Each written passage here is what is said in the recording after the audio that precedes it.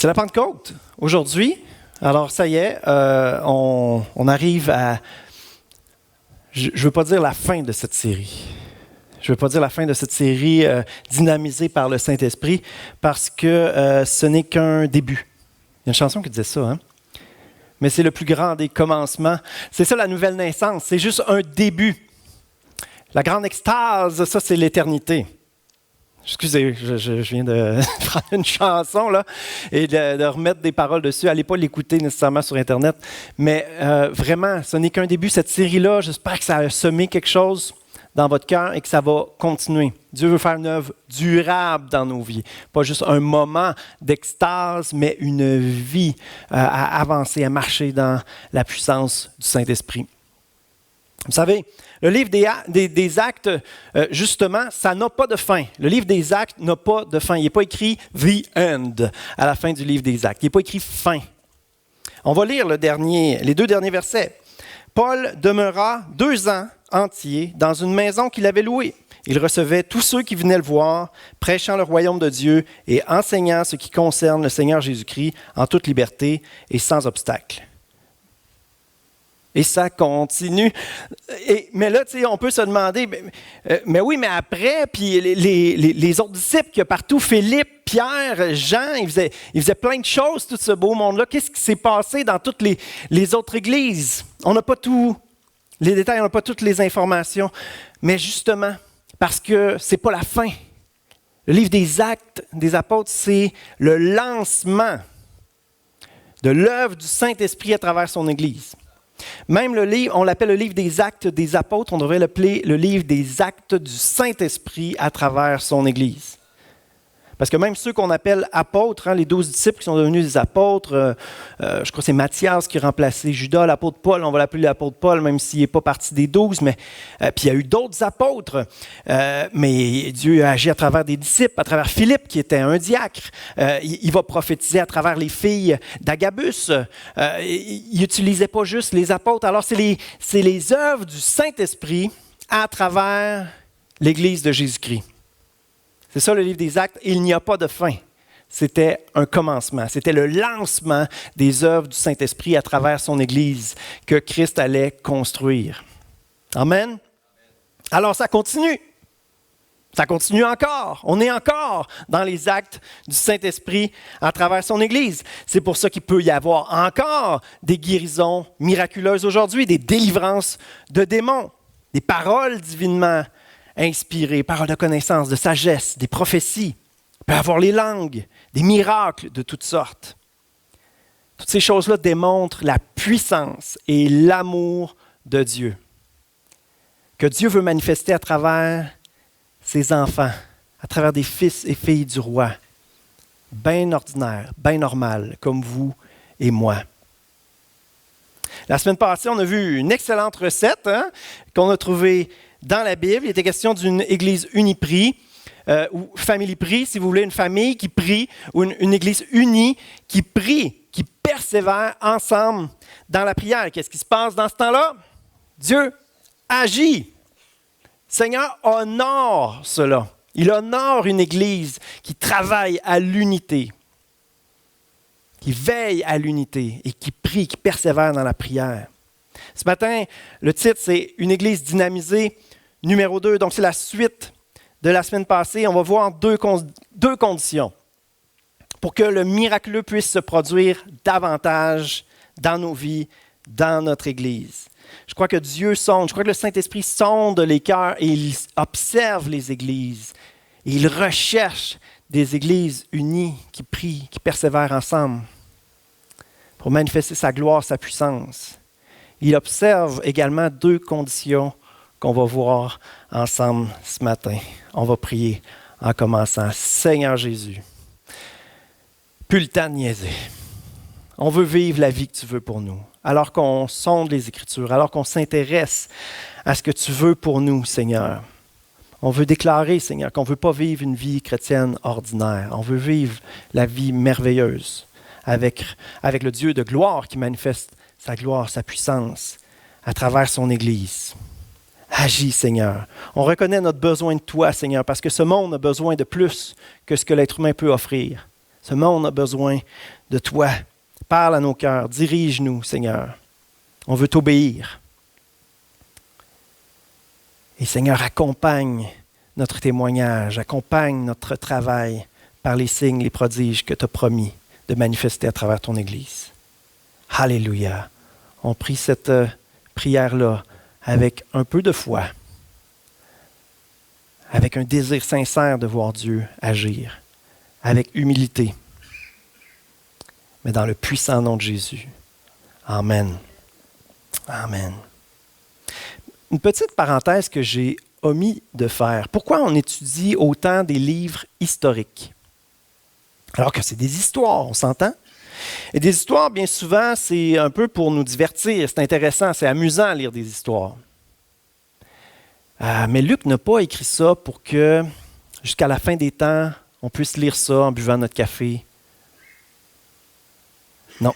Il a écrit ça avec des intentions théologiques, qu'on appelle. Il a écrit ça avec le désir de communiquer des enseignements, de nous enseigner des principes de vie chrétienne, des principes pour voir Dieu agir à travers son Église.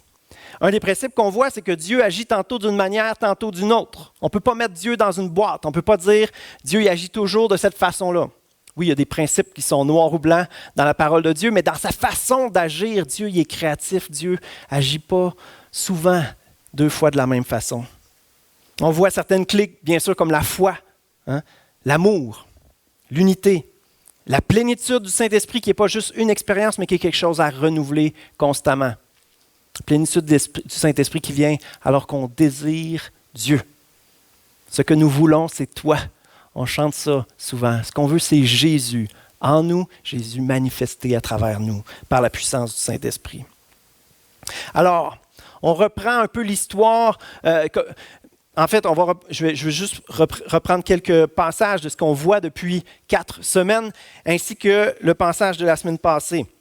On est dans le contexte, effectivement, où Jésus est mort le vendredi saint, est ressuscité à Pâques 40 jours plus tard. Il est monté au ciel, il a promis le Saint-Esprit. Une puissance lorsque le Saint-Esprit viendra sur vous, et vous serez mes témoins. C'est ce qu'il dit dans Acte 1. N'est-ce pas? Petite parenthèse, un témoin, c'est quoi un témoin? Tu sais, quand on appelle ça un témoin lumineux, tu sais, comme une petite lumière qui flash. La lumière qui flash, est-ce que c'est la réalité qu'il faut se préoccuper? Non, elle nous indique quelque chose. Par exemple, votre détecteur de fumée, il y a une lumière qui clignote, tu es en train de vous dire que la batterie va être morte. Tu sais? C'est un témoin qui nous donne un signal, qui nous donne une information. Notre rôle de témoin, c'est un peu comme ça. C'est de faire allumer les gens que Dieu est vivant encore aujourd'hui. Ce témoin-là, c'est « Regarde, Dieu agit en moi, puis je peux raconter ce que Dieu a fait. » Et là, les gens peuvent s'intéresser à Dieu. Être un témoin, c'est être un représentant de Jésus. C'est d'être un modèle réduit de Jésus. Les gens peuvent voir Jésus à travers nous. Ça peut se réaliser si on est transformé à l'image de Christ. Ça peut se réaliser si on se nourrit de la parole de Dieu, puis on devient de plus en plus comme Jésus. Le Seigneur veut agir en nous et à travers nous. Amen. Dans l'histoire, on a vu quelque chose d'inédit et d'extraordinaire qu'il faudrait essayer de développer davantage. L'Église a obéi. Malheureusement, quelque chose de trop rare, mais toujours gagnant d'obéir à ce Dieu qui est parfait. Et ils priaient ensemble d'un même cœur. Qu'est-ce qui s'est passé à la Pentecôte? Ce que l'on fête aujourd'hui, 10 jours après l'Ascension, Actes 2:4, ils furent tous remplis du Saint-Esprit. Ils se mirent à parler en d'autres langues, comme l'Esprit leur donnait de s'exprimer. On a vu dans le premier message que parler en langue, c'est super, tu t'édifies toi-même, mais la plénitude du Saint-Esprit, c'est surtout pour manifester l'amour de Dieu, donc édifier les autres, n'est-ce pas? Il faut que ça nous pousse à l'action. La prière doit nous pousser à l'action. La plénitude du Saint-Esprit doit nous pousser à l'action. Et ça tombe bien, le livre s'appelle « Les Actes ». Il ne s'appelle pas le priage, n'est-ce pas? Le fait d'être toujours en train de prier. Non, ça s'appelle les actes des apôtres parce que le Saint-Esprit pousse à l'action. Dieu est vivant et veut agir. Vivant et agissant sur la terre. Il faut passer à l'action. Et là, on a fait un bond au chapitre 12. On s'est intéressé à une histoire. Alors, ce matin aussi, on va partir de cette histoire-là. Il y aurait tellement de choses à dire. Mais dans ma préparation, je suis parti de cette histoire-là et j'ai pris une direction. Alors, on va sortir un petit peu du texte, mais à nouveau, on va s'inspirer de ce texte-là qui se trouve dans le chapitre 12. On a vu qu'à cette époque-là, le roi Hérode se mit à maltraiter des membres de l'Église. Il fit mourir par l'épée Jacques, le frère de Jean. Il vit que cela plaisait aux Juifs. Il fit encore arrêter Pierre, c'était pendant la fête des pains sans levain. Après l'avoir fait arrêter et jeter en prison, il le mit sous garde de 4 escouades, de 4 soldats chacune, et il avait l'intention de le faire comparaître devant le peuple après la Pâque. C'était une situation désespérée pour l'Église. Hein? Complètement désespérée. Il n'y avait pas de piste de solution, là. Les disciples n'avaient pas de plug auprès des Romains. Il n'y avait pas de plug auprès des Juifs pour essayer de faire quelque chose pour libérer Pierre. Situation désespérée. Pas d'espoir, pas d'issue, pas de piste de solution. Ça vous est-il déjà arrivé? Être confronté à des situations où il n'y a pas de piste de solution. Humainement, il n'y a pas d'espoir. Ces situations-là ont un effet merveilleux. De réaliser qu'on ferait bien de mettre notre espoir en Dieu. Non seulement parce qu'avec Dieu, tout est possible, donc même les situations désespérées, on peut encore espérer en Dieu. On doit mettre notre espoir en Dieu. Mais aussi, ça nous rappelle qu'en fait, sans Dieu, on ne peut rien faire.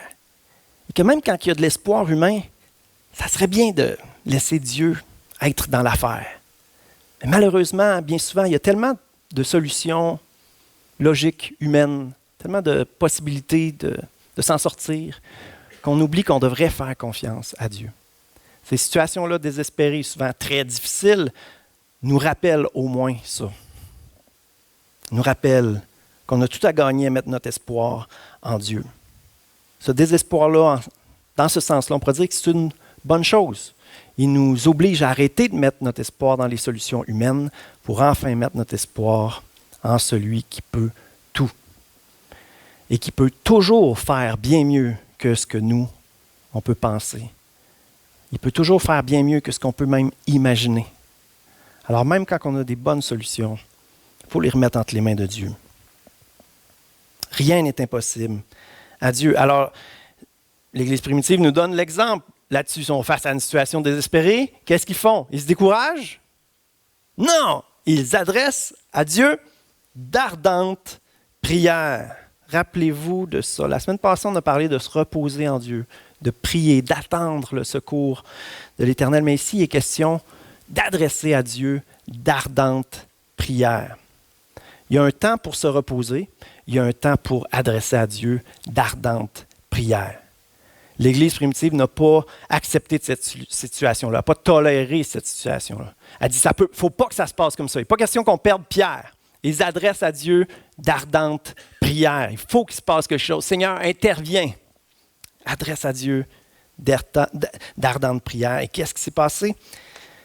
Dieu est intervenu de façon prodigieuse. Un ange envoyé par le Seigneur pour guider Pierre. Les 2 chaînes qui sont tombées se sont brisées miraculeusement. La porte de la prison s'est ouverte d'elle-même et 16 soldats n'y ont vu que du feu. Ils ont payé le prix de leur vie pour cet échec. Ils n'ont pas réussi à garder Pierre. Ils n'ont pas eu bien de chance parce qu'il s'est passé quelque chose de miraculeux pour que Pierre puisse s'évader.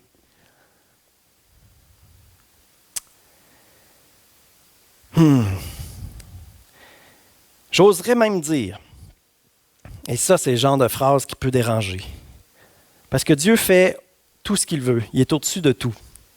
Mais il observe les êtres humains et il laisse son cœur être touché par la foi. Il laisse son cœur pencher vers ceux qui lui font confiance de façon radicale, qui lui demandent d'intervenir. Ce saint désespoir, écoutez la phrase là, attire la bénédiction de Dieu. Quelle est l'Église sur la terre qui connaît la plus grande croissance actuellement? L'Église chinoise, où il est interdit d'être chrétien, interdit d'avoir une Bible. Cette Église-là est clandestine, se réunissent à des endroits cachés, secrets. Et c'est l'Église qui a la plus grande croissance. Pourquoi? Elle a désespérément besoin de Dieu. Elle est dépendante de Dieu. Elle prie pour la protection de Dieu sur leur famille. À chaque temps de louange, ils ne savent pas si c'est le dernier. L'Église chinoise, assez, c'est quoi? Être dépendant de Dieu, avoir désespérément besoin de Dieu. Nous, est-ce qu'on a besoin de Dieu? Est-ce que ce monde a besoin de Dieu? Est-ce qu'il n'y a pas de la souffrance? Est-ce qu'il n'y a pas un vide spirituel dans notre société? La vie sans Dieu, c'est vide, c'est sec, c'est sans vie. C'est ce que nos contemporains vivent, une pauvreté spirituelle épouvantable, inouïe, inusitée. Je ne sais pas si ça a déjà été aussi pire dans l'histoire humaine. Une richesse financière, une abondance, un confort, mais spirituellement, une pauvreté. C'est la famine, la disette. C'est triste, ça fait pitié. Non seulement il y a cette pauvreté-là, mais il y a des gens liés, toutes sortes de dépendances, toutes sortes de problèmes, des familles brisées, des vies brisées. Les gens sont esclaves d'eux-mêmes, esclaves de la société, déconnectés du Père céleste. Et ça, c'est la source de la vie. Pris dans des mensonges. Ils n'ont pas la vérité, ils n'ont pas la lumière. Ces mensonges-là nous gardent misérables, ils nous écrasent. Ce monde a tellement besoin de Dieu. Lui seul peut libérer. Dieu peut faire une œuvre que les psychologues ne peuvent pas comprendre. Il peut faire une œuvre de libération. On peut t'accompagner dans une œuvre où tu as une dépendance d'alcool, puis pour que tu réussisses à être abstinent, puis réussir à contrôler ta dépendance. Dieu peut libérer. Il vaut mieux continuer d'être abstinent, mais Dieu peut libérer, il peut faire une œuvre de guérison, une œuvre de libération. Je ne sais pas si vous saisissez à quel point notre Sauveur peut nous sauver complètement. À quel point il peut nous guérir. Pas juste nous donner la vie éternelle une fois qu'on va mourir, mais nous donner des victoires. Nous donner la vraie liberté. À quel point on est conscient de la souffrance, du vide, de la sécheresse, la pauvreté spirituelle. À quel point on en est conscient. De 0 à 10.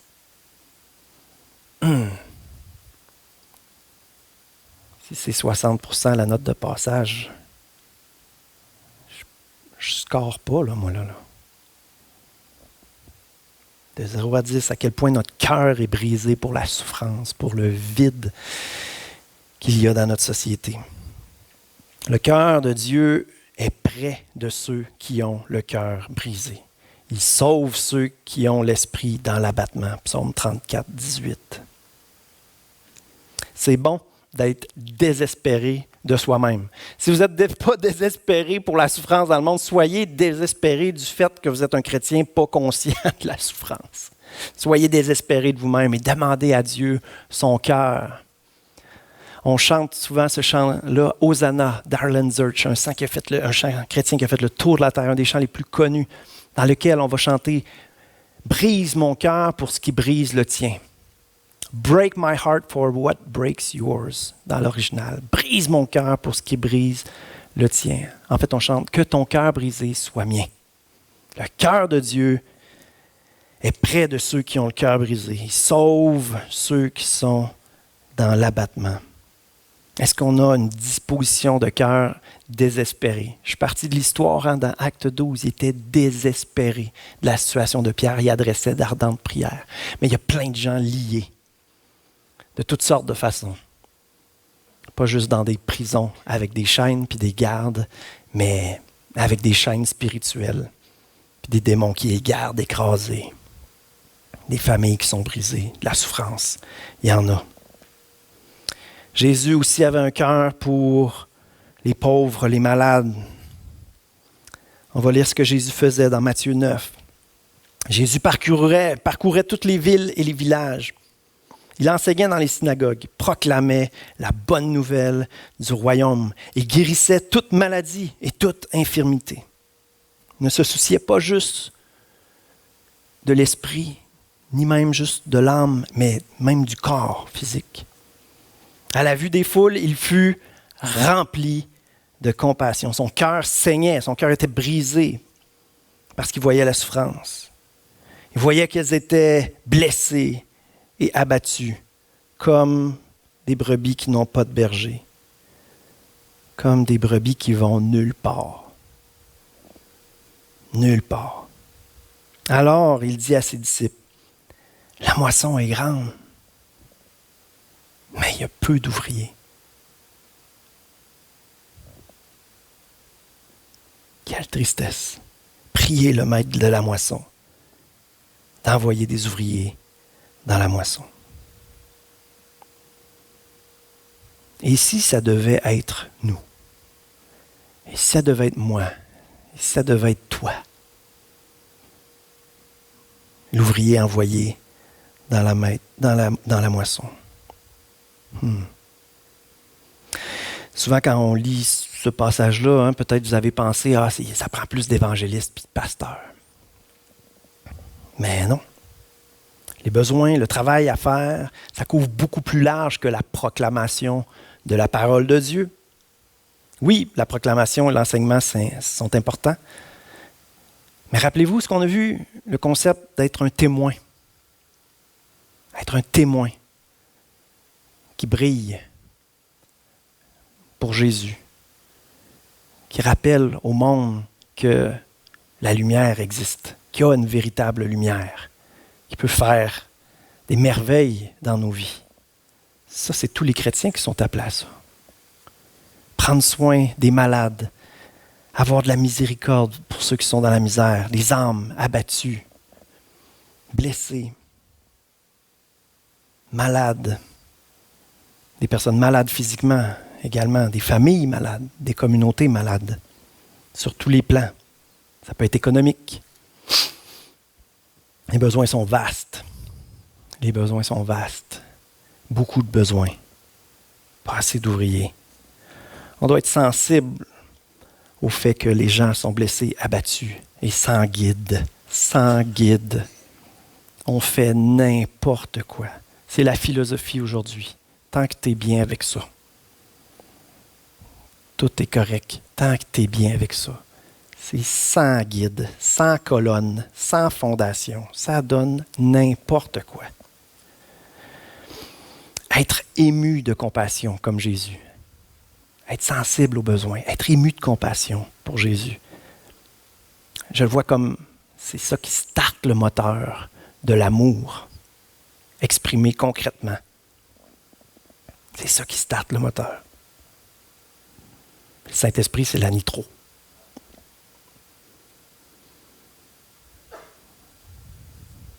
Soyons désespérés de voir Dieu délivrer les captifs. Jésus, c'est le libérateur. Il veut faire du bien aux gens. Soyons désespérés de voir des âmes venir à Christ. Soyons désespérés de voir des chaînes tomber. De toutes sortes de dépendances, l'alcool, la drogue, des maladies, le mal de vivre qui est répandu, l'angoisse, l'anxiété, tellement de problèmes dans notre société. Soyons désespérés de voir Dieu juste rencontrer les besoins multiples qu'il peut y avoir, puis juste faire du bien. Le Seigneur veut faire du bien, manifester son amour. C'est la première condition que je voulais qu'on regarde ensemble, cette notion-là de compassion.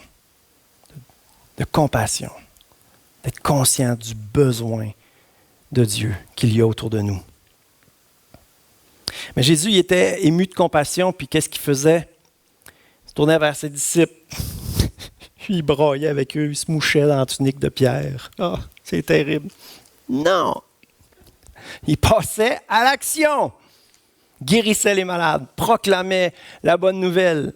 Jésus ne tournait pas en rond dans sa tristesse. L'Église a prié, a reçu. À la Pentecôte, sont allés prêcher la bonne nouvelle, se sont mis en action.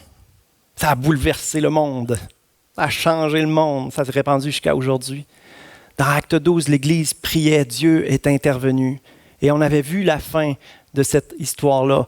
La bonne nouvelle se propageait partout. La moisson est grande, il y a peu d'ouvriers. Non seulement la moisson est grande, mais la moisson est là, tout de suite, en ce moment. Matthieu 9, 37, la moisson est grande, mais il y a peu d'ouvriers. Mais Jean 4, 35 nous dit, ne dites-vous pas qu'il y a encore 4 mois jusqu'à la moisson? Parce qu'il regardait à la moisson terrestre ce que les champs allaient apporter.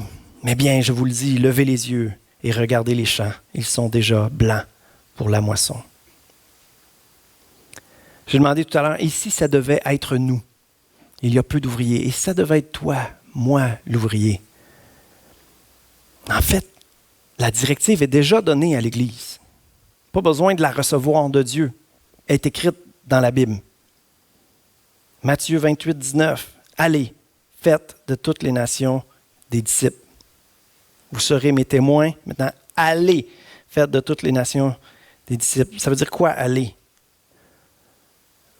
En anglais, c'est quoi? Go. 1, 2, 3, go. Un enfant de 3 ans comprend c'est quoi que ça veut dire go. Go, ça veut dire go. Ça veut dire vas-y. Ça m'a fait penser cette espèce de désolation de Dieu, on pourrait dire. Il y a peu d'ouvriers. Jésus, qui voit les besoins, est ému de compassion. Il y a peu d'ouvriers. Dans Ésaïe 6, 8, l'appel d'Ésaïe, j'entendis une voix du Seigneur disant, « Qui enverrai-je? Et qui marchera pour nous? » Ésaïe répondit, « Me voici, envoie-moi. » Est-ce que je peux entendre des « Me voici, envoie-moi » ?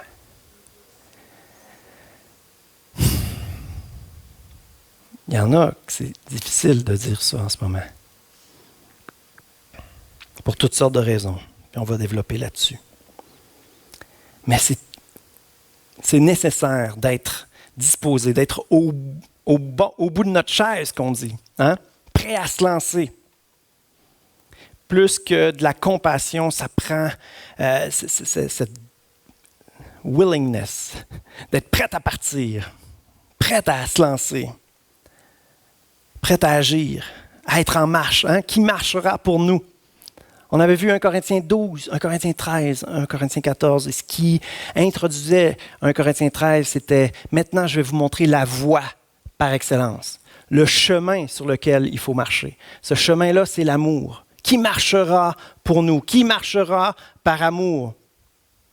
C'est là que Dieu veut manifester les dons spirituels. Ça exige de marcher, être en marche, être en action. Le verbe « aimer », c'est un verbe qui se traduit par des actions concrètes. Et c'est ça que Dieu veut dynamiser. Notre amour manifesté concrètement, avec foi, avec humilité. Priez le maître de la moisson d'envoyer des ouvriers. L'Église priait. L'Église adressait d'ardentes prières. On peut penser que c'est pas actif de prier, mais c'est faux. Prier, c'est de l'action. Prier, c'est d'espérer en Dieu. C'est vrai que la prière peut être quand même un refuge confortable. Si la prière est une cachette, un refuge, pour ne pas agir, vaut mieux arrêter de prier. Commencer à agir, puis demander à Dieu d'agir alors qu'on agit. L'amour, la prière. L'amour, la prière. Les deux vont ensemble. C'est quand tu es en action que tu es conscient que tu as besoin de Dieu. Tu reviens à la prière. Ah, le Seigneur répond. Je continue à agir. Et les deux vont ensemble. Les disciples sont remplis du Saint-Esprit et ils agissent. Cette puissance-là. J'imagine une voiture sport là, dans le garage puis que la nitro est déclenchée. Qu'est-ce qui se passe si la voiture est dans le garage? Je ne connais pas beaucoup ça, mais j'imagine, elle fait juste exploser, elle saute. Ça ne donne rien de la nitro si la voiture n'est pas en marche. Mais c'est ça. Alors qu'on marche dans l'amour, là, Dieu va dynamiser par son Saint-Esprit. Donner un élan extraordinaire, manifester sa puissance, sa gloire. Il veut dynamiser des chrétiens en marche, en action. Chrétiens à l'œuvre. Cette puissance-là, c'est pour l'œuvre de Dieu. Cette puissance-là, ce n'est pas pour avoir des bons temps de louange. Je suis moi-même conducteur de louange, je tripe sur la louange. Je capote sur la louange. C'est de l'oxygène pour moi, m'investir dans la louange. Ce n'est pas un ministère demandant pour moi, c'est un plaisir, un bonheur. Mais le Saint-Esprit, ce n'est pas juste pour avoir des bons temps de louange. On est béni, mais non, ce n'est pas juste pour ça. Est-ce que c'est pour étudier la Bible? Oui, le Saint-Esprit nous aide à comprendre, on a besoin de lui. Mais ce n'est pas l'œuvre de Dieu à travers nous, lire la Bible. Est-ce que c'est pour avoir une belle fraternité? C'est bénissant, c'est très important la fraternité dans l'Église, mais non, c'est pas pour ça. Est-ce que c'est pour prier pour les chrétiens? Oui, c'est bien. Mais les anges ne sont pas impressionnés quand on a des bons temps de louange.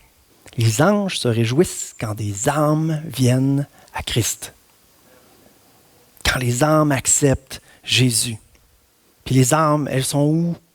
Sont où les gens abattus, blessés, sans berger? Ils sont dehors. Ils sont dehors. J'allais à une église toute mon adolescence, en haut de la porte de sortie, il est écrit « Bienvenue dans le champ missionnaire ». Champ missionnaire, c'est pas en Haïti, puis en Afrique, puis où vous voulez, c'est partout. C'est pas dans l'Église non plus.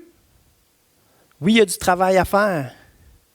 Mais le Saint-Esprit, c'est une puissance pour être des témoins dans ce monde. Paquet de lumière qui flash une à côté de l'autre. À la rigueur, ça brille même plus. Là. Dans la lumière, une lumière, ça ne flash pas. Une lumière dans les ténèbres, oh! Là, ça brille. Là, ça a un impact. Là, ça peut faire une différence. Mais les chrétiens, on aime beaucoup les temps de louange, les réunions de prière, les enseignements. Puis on oublie peut-être pourquoi on reçoit toutes ces choses-là. Pour briller pour Jésus dans ce monde qui a tellement besoin de Dieu. Un chrétien, ça a le Saint-Esprit en dedans de lui. Donc, partout où il va, il amène la présence de Dieu avec lui. Je ne sais pas si vous aviez vu la vie chrétienne comme ça. Tu amènes la présence de Dieu avec toi, partout où tu vas, dans ton milieu de travail, tout le temps, à l'épicerie. Et quand on agit, une autre phrase bizarre que je vais dire, qui pourrait déranger, quand on agit avec la foi qu'on a, là, avec l'amour de Jésus renversé dans nos cœurs, déversé dans nos cœurs, quand on agit par la foi, quand on démontre l'amour de Dieu, on donne l'opportunité à Dieu d'agir, de manifester sa puissance et sa gloire. Alors qu'on fait un petit geste d'obéissance tout simple, on donne une opportunité à Dieu. Le chrétien est appelé à être un canal, comme un fil électrique entre le ciel et la terre pour que Dieu manifeste sa puissance. Dieu veut utiliser ses enfants pour manifester sa puissance à travers nous. Que le Seigneur puisse nous remplir, mais pour qu'on puisse se déverser. Et il va remplir toujours plus. On donne à Dieu l'opportunité d'agir. C'est tordu un peu théologiquement parce que Dieu fait tout ce qu'il veut. Mais il a choisi d'œuvrer principalement à travers son Église. C'est ce qu'il a décidé. Est-ce qu'il y a des ouvriers? Moi, je rêve d'une Église active dans sa communauté. On a tous des dons différents, mais on a tous besoin d'être actifs pour le Seigneur, actifs dans l'œuvre. La semaine passée, on voyait l'importance de l'unité. L'unité multiplie l'efficacité des prières. L'unité, Dieu honore l'unité. Moi, je prie de voir des petits groupes ensemble qui font une différence dans leur communauté. Oui, des individus qui vont dans leur milieu de travail un peu partout, qui peuvent prier pour les gens, qui peuvent juste dire aux gens que Jésus les aime, mettre la main sur quelqu'un, hey, Jésus t'aime, il peut te guérir, je crois. Ça peut se passer là, comme ça, tout simplement. Tu n'as pas lancé un paquet de versets, tu n'as pas un gros bagage théologique. Bien souvent, les vieux chrétiens, on est moins bons que les nouveaux chrétiens. Eux, ils ne se posent pas de questions. Ils n'ont pas tout ce bagage théologique-là. Puis surtout, ils n'ont pas toutes les déceptions qu'on peut avoir eues. En toute simplicité, avec la foi d'un enfant, c'est ce que Dieu recherche. Soyons en mission, soyons actifs. Travaillons comme de bons et fidèles serviteurs. Et Dieu agira. Alléluia. C'est tough. Il est tough, ce message-là. Il nous rend inconfortables. Il nous rend inconfortables.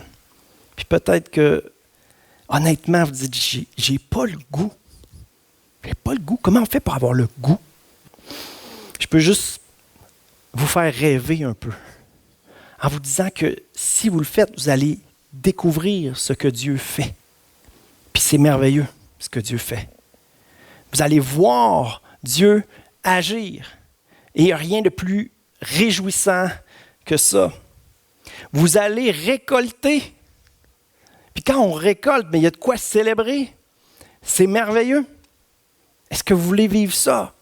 La moisson est prête. Et Dieu attend que ses ouvriers aillent dans la moisson. Est-ce qu'il va y avoir des combats? Oui. Est-ce qu'il va y avoir de la douleur par moment? Oui. Est-ce qu'il va y avoir des sacrifices à faire? Oui. Mais la joie de servir le Dieu vivant est incomparable. Il n'y a rien de comparable à ça. C'est la vraie vie. Tu veux te sentir vivant? C'est cette vie-là que tu recherches. Tu veux te sentir vivant, vibrant. Pourquoi il y a tant de sports extrêmes aujourd'hui? Parce que l'être humain veut se sentir vivant, vibrant. On veut que ça brasse en dedans, on veut que ça soit intense. Mais la vie intense, la vie d'aventure, la vraie vie, c'est en Dieu qu'elle se vit à son service. C'est extrême, extrême, c'est éternel, c'est puissant, c'est profond, c'est glorieux, c'est merveilleux. De participer, de travailler main dans la main avec Dieu, d'être un outil entre ses mains, c'est la vraie vie et c'est ce à quoi chaque chrétien est appelé. Tant qu'on ne se mettra pas en action, on ne vivra pas la joie de servir le Seigneur. Et c'est là que se trouve la vraie joie. La joie est dans le service envers Dieu. La joie est dans le service. La joie n'est pas dans le confort, dans le divertissement, dans le repos. Toutes des choses importantes. Effectivement, on a besoin de ça. Mais la vraie joie profonde, elle est dans le service. Et en fait, c'est dans ce temps-là que le repos fait vraiment du bien. Pensez-y, hein? Travailler, c'est bon. Quand tu fais, mettons, du ski de fond puis tu es complètement brûlé, tu arrives au chalet puis même une canne de Chef Boyardee, c'est bon. Alors que c'est dégueulasse si tu en manges un jour. Non? Bien, c'est ça.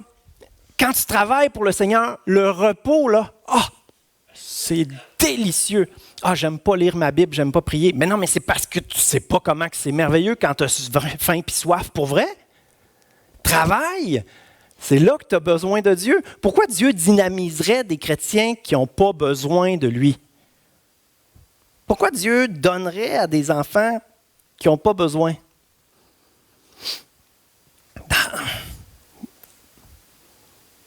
Seigneur Jésus, mets dans nos cœurs une conviction, Seigneur, qu'on a tout à gagner à se mettre en action pour toi, Jésus. Seigneur, je dirais, Seigneur, appointe dans nos cœurs ce qui a besoin d'être tassé. Je dirais, mets un dégoût dans nos vies pour ce qui a besoin d'être mis de côté dans nos vies, pour faire de la place à ce que tu veux. Seigneur Jésus, fais-le. On a besoin de miracles, des miracles, des miracles. On peut faire une part. Il est écrit « consacrez-vous ». Il est écrit « ranimez le don ». Il y a plein de choses qu'on peut faire nous-mêmes, mais j'ai l'impression que l'Église souvent est tellement endormie, tellement pris dans son confort. On a besoin de miracles. Ces miracles-là viennent bien souvent quand on est un peu désespéré de nous-mêmes. Seigneur, ça n'a pas de bon sens. Je ne vis pas la vie que tu veux pour moi. Je regarde dans la Bible, ça a l'air merveilleux. Je regarde ma vie, c'est misérable. Il ne faut pas que ça soit comme ça. On n'est pas appelé à une vie ordinaire. Jésus n'est pas mort sur la croix pour qu'on ait une vie ordinaire. Il n'est pas mort sur la croix pour qu'on ait une vie confortable. Il est mort sur la croix pour qu'on ait une vie victorieuse. Victorieuse. Amen. Une vie victorieuse. Plusieurs raisons de s'auto-disqualifier à servir le Seigneur. Je demanderai aux musiciens de s'approcher.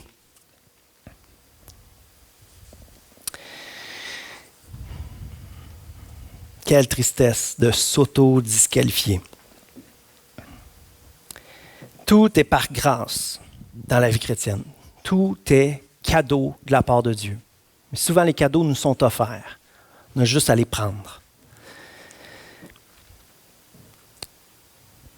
Puis, un des cadeaux, c'est que celui qui était parfait et pur est mort pour nous, pour qu'on soit déclaré parfait et pur. Alors, ce qu'il faut faire, c'est arrêter de regarder à nos imperfections et regarder à celui qui est parfait, qui veut travailler avec nous. C'est lui qui nous qualifie. Tant qu'on n'acceptera pas d'être des chrétiens imparfaits, actifs, on va être coupable d'être des chrétiens inactifs. C'est une trop longue phrase, ça? Tant qu'on n'acceptera pas la réalité qu'on est imparfait,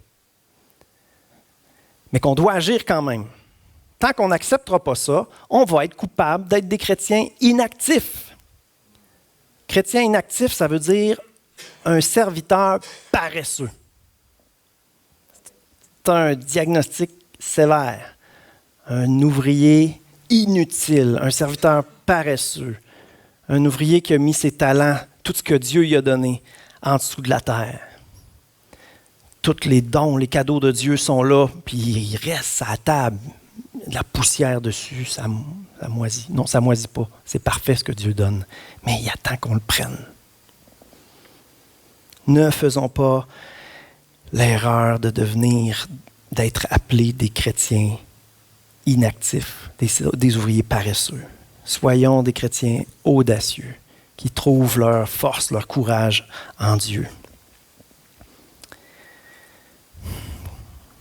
Il y a des chrétiens qui ont du millage, qui se sont refroidis, qui ont enterré leurs dons pour toutes sortes de raisons.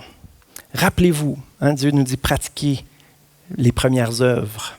Revenez à vos premières œuvres. Comment ça est-ce qu'on fonçait au début?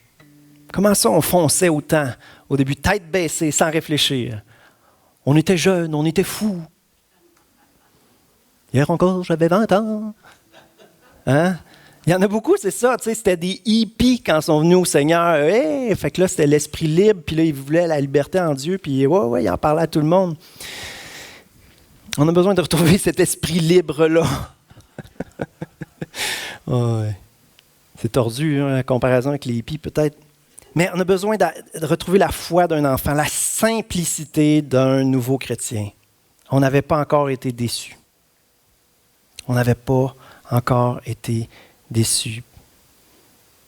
par les chrétiens, par nous-mêmes, par Dieu, comme si on devrait avoir le contrôle sur l'action de Dieu dans la vie des gens. Est-ce qu'on est supposé avoir le contrôle sur l'action de Dieu dans la vie des gens? Non. Donc, si vous avez décidé d'être un chrétien actif, résolument, qui va manifester l'amour de Dieu toute sa vie, ne vous découragez pas. Les résultats ne vous appartiennent pas nécessairement. Ne vous laissez pas décourager. Dieu honore la persévérance. Dieu honore la persévérance. Si votre foi a défailli, revenez à Jésus. Il veut vous rafraîchir. Il veut vous redonner ce cœur d'enfant plein d'amour bouillant pour le Seigneur. C'est merveilleux vivre pour le Seigneur. Dernière réflexion que je veux apporter. Elle va surprendre celle-là aussi, je crois. On sait que ça ne repose pas sur Dieu, que c'est Dieu qui agit, n'est-ce pas? Ce n'est pas Dieu le problème. Mais ce que je veux que vous acceptiez ce matin, que le Saint-Esprit, il faut qu'il le dépose dans votre cœur. Il faut ouvrir notre esprit à ce que ça peut être vrai, ça. La phrase que je veux vous dire, c'est que ce n'est pas vous le problème non plus. Le problème, c'est que vous avez regardé à vos imperfections au lieu de regarder à celui qui vous a appelé. Mais ce n'est pas vous le problème. Dieu veut utiliser des chrétiens imparfaits. Puis en chemin, il va continuer son œuvre en vous. Mais ce n'est pas vous le problème. Dieu veut vous utiliser alors que vous êtes imparfait. Ce n'est pas vous le problème. Dieu veut utiliser des chrétiens imparfaits. Y en a-tu qui se qualifient avec cette caractéristique-là? Y a-tu des chrétiens imparfaits ici? Bien, Seigneur, il a choisi d'agir à travers des chrétiens imparfaits. Ça nous garde humbles d'être conscients qu'on est imparfait. Puis ça, c'est une caractéristique aussi. La première caractéristique, c'est la compassion. La deuxième, c'est l'action. Dieu veut dynamiser des chrétiens actifs. Alléluia. Alléluia. Alléluia. Alléluia. On ne peut pas terminer cette série-là sans lancer l'invitation. Est-ce qu'il y en a qui veulent être remplis du Saint-Esprit? Que vous ayez déjà vécu des expériences dans le passé, on a besoin d'être remplis continuellement. Alors, on va juste tendre les mains vers le Seigneur en signe d'ouverture, en signe de désir de recevoir de sa part. Seigneur Jésus, brise mon cœur pour ce qui brise le tien. Brise mon cœur. Aide-moi, Seigneur, à être ému de compassion pour les gens que tu veux que je rejoigne en ton nom, Seigneur. Ouvre mes yeux, Seigneur, sur une souffrance que tu veux que j'adresse. Ouvre mes yeux, Seigneur. Moi-même, j'étais souffrant, esclave, perdu, sans vie, sans espoir. Puis tu es venu me toucher. Tu es venu me faire du bien. Seigneur, aide-moi à désirer ça pour les gens autour de moi. Aide-moi, Seigneur, à me rappeler comment tu es la solution dont chacun a besoin. Aide-moi, Seigneur, à être désespéré des solutions humaines puis à vraiment mettre mon espoir en toi et désirer ton intervention pour les gens autour de moi. Seigneur, je veux choisir d'aimer en ton nom. Mais je sais que j'y arriverai pas par mes propres forces. Alors souffle sur moi, Seigneur. Remplis-moi de ton esprit. Souffle, Seigneur, dans ce lieu, que tous ceux qui ont faim et soif soient nourris, soient abreuvés par ton esprit. Alléluia. Seigneur, on veut se mettre en action. Est-ce qu'il y en a qui veulent prendre position ce matin puis dire, Seigneur Jésus, me voici, envoie-moi. Me voici, Seigneur. Qui enverrai-je? Qui marchera pour nous? Seigneur, me voici. Seigneur, je ne veux pas être un chrétien spectateur, je veux être un chrétien actif dans l'œuvre. Je veux entrer dans la moisson. Juste dites ces paroles-là toutes simples. Seigneur, j'ai besoin de toi. Seigneur, remplis mon cœur de ton esprit, de ta puissance. Seigneur, je veux te suivre. Je veux vivre pour toi. Et je prie, Seigneur, que les signes, les prodiges que tu as promis de donner à l'Église, Seigneur, puisse s'accomplir à travers nous. Alléluia. Seigneur Jésus, pour la gloire de ton nom, pour que les gens voient que tu es vivant et puissant et que tu aimes chaque créature merveilleuse que tu as faite, Seigneur. Oh Jésus, donne-nous de brûler de compassion comme tu brûlais de compassion, Seigneur, devant les foules. Alléluia, alléluia, dans le nom de Jésus.